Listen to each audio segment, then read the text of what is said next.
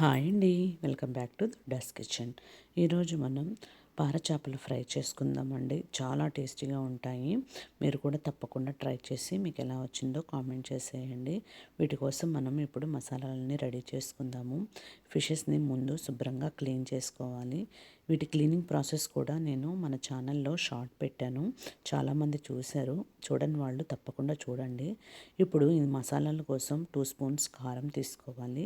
ఇప్పుడు స్పైసీ ఎక్కువ తినేవాళ్ళు కొంచెం ఎక్కువ తీసుకోండి.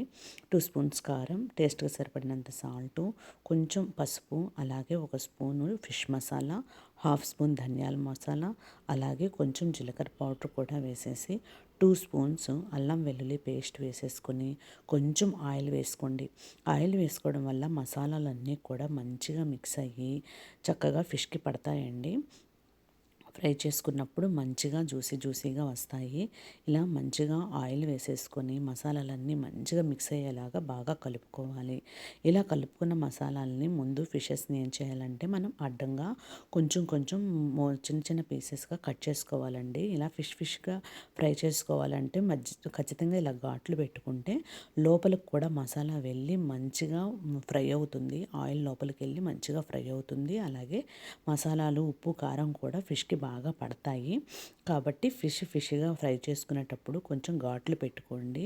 ఇలాగా చక్కగా ముక్కకి మంచిగా మసాజ్ చేసుకోండి.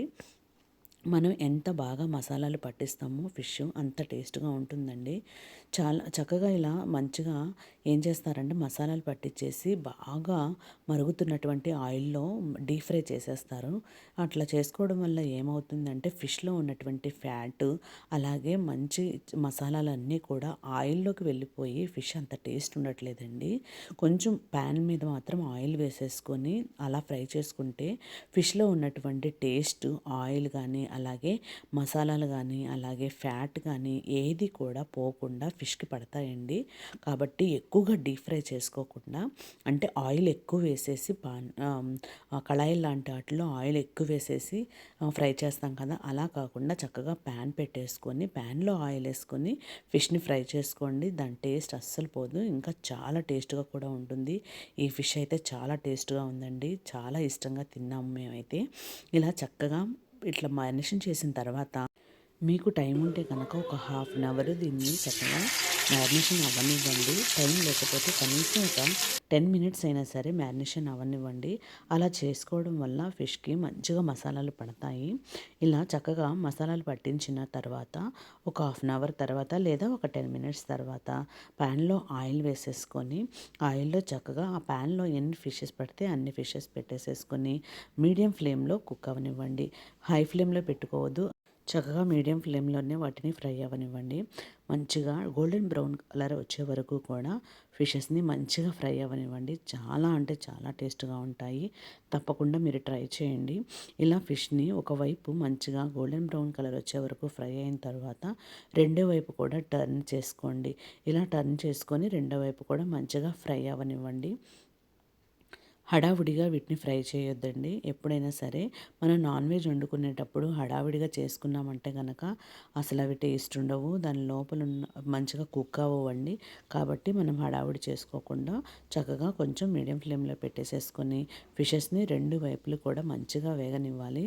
ఇలా రెండు వైపులా వేగుతున్నప్పుడు కొంచెం కరివేపాకు వేసుకుంటే కనుక ఆ ఫ్లేవర్ ఫిష్కి పడుతుందండి. చాలా అంటే చాలా బాగుంటుంది. చాలామంది ఇలా ఫిష్ని కరివేపాకుతో సహా తినడానికి ఇష్టపడతారు. దాని ఫ్లేవర్ కూడా చాలా బాగుంటుంది. అది నీచు వాసన కానీ అలా నాన్ వెజ్ స్మెల్ కానీ అట్లా ఏం రాకుండా చాలా టేస్ట్గా ఉంటుందండి. కాబట్టి కరివేపాకు వేయండి. కొత్తిమీర కన్నా కూడా కరివేపాకు చాలా టేస్ట్గా ఉంటుంది. ఇలా చక్కగా రెండు వైపులా ఫ్రై అయిన తర్వాత వీటన్నిటిని కూడా బౌల్లోకి తీసేసుకొని మిగతా ఫిషెస్ని కూడా వేసేసి ఇలాగే మంచిగా ఫ్రై అవ్వనివ్వండి.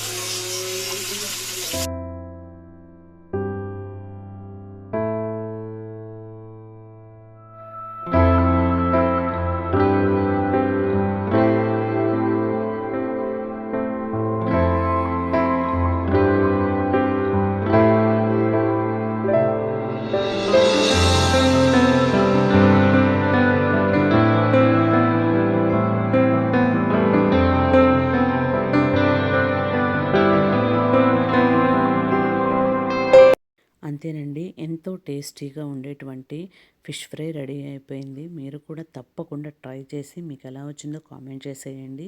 తప్పకుండా దొడ్డాస్ కిచెన్ని సబ్స్క్రైబ్ చేసుకోండి. అలాగే కథనై కవితనై ఛానల్ని కూడా సబ్స్క్రైబ్ చేసుకొని స్టోరీస్ అన్నీ కూడా విని మీకు ఎలా అనిపించిందో కామెంట్ చేయండి. Thank you so much.